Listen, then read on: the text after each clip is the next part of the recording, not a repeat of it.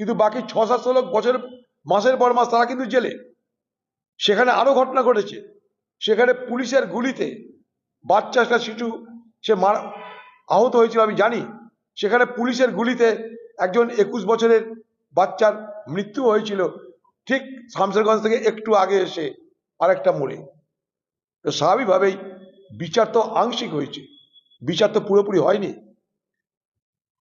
পশ্চিমবঙ্গের মুখ্যমন্ত্রী খুশি করার জন্য মানুষকে, দেখো আমি নিরপেক্ষ, দেখো আমি বিচার দিই, তা করতে ৭০০ লোককে জেলে ভরে দিল। বাহ, এটার মধ্যে কোনো বাহাদুরি নেই। তুমি অপরাধীকে ধরো, কিন্তু অপরাধীকে তুমি আটকে রাখতে পারো না ১ সেকেন্ডের জন্য, তবেই হবে প্রশাসন। দেখুন, খুনের ঘটনা ঘটেছে, আমি সেখানে গেছিলাম। নৃশংস খুন বলতে যা বোঝাই তাই।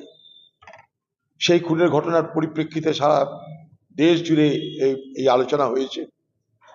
আমি তাদের বাড়িতে যখন গেছিলাম, তাদের এমন দুরবস্থা যে গ্রামের কোনো পুরোহিত তাদের বাড়িতে শ্রাদ্ধ শান্তি করতে আসছিল না ভয়ে। আমি বহরমপুর থেকে সব ব্যবস্থা করেছি, তাদের শ্রাদ্ধ শান্তির সব ব্যবস্থা করেছিলাম। তাহলে আতঙ্কটা কোন জায়গায় ছিল যে একটা মৃত ব্যক্তির বাড়িতে ৩ দিন পর তাদের শ্রাদ্ধ ছিল, কারণ অপমৃত্যু বলে।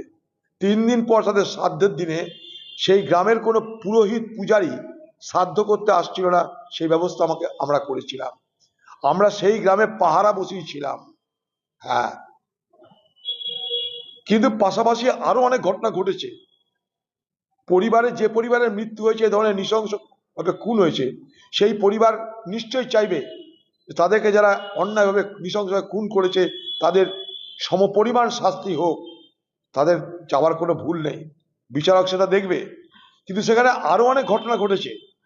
সেখানটাই পুলিশের অকর্মণ্যতার জন্য, পুলিশের অদক্ষতার জন্য এই টোটাল ঘটনাটা ঘটেছে। এবং পুলিশকে কে নিশ্চুপ করে রেখেছিল, পুলিশকে কে সক্রিয় হতে দেয়নি, সে তদন্ত হওয়া উচিত।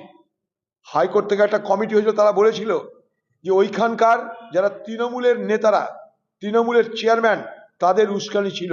কোথায় গেল তাদের বিরুদ্ধে কি ব্যবস্থা হলো?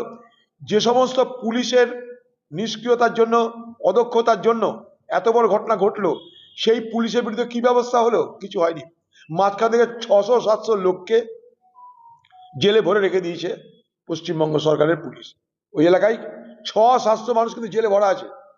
খুন তো ৬ থেকে ৭০০ লোক করেনি, খুন যারা করেছে সাজা হয়েছে তাদের, কিন্তু বাকি ৬-৭০০ লোক মাসের পর মাস তারা কিন্তু জেলে। সেখানে আরো ঘটনা ঘটেছে, সেখানে পুলিশের গুলিতে বাচ্চা একটা শিশু সে আহত হয়েছিল আমি জানি। সেখানে পুলিশের গুলিতে একজন ২১ বছরের বাচ্চার মৃত্যু হয়েছিল, ঠিক শামশেরগঞ্জ থেকে একটু আগে এসে আরেকটা মোড়ে। তো স্বাভাবিকভাবেই বিচার তো আংশিক হয়েছে, বিচার তো পুরোপুরি হয়নি। পশ্চিমবঙ্গের মুখ্যমন্ত্রী খুশি করার জন্য মানুষকে, দেখো আমি নিরপেক্ষ, দেখো আমি বিচার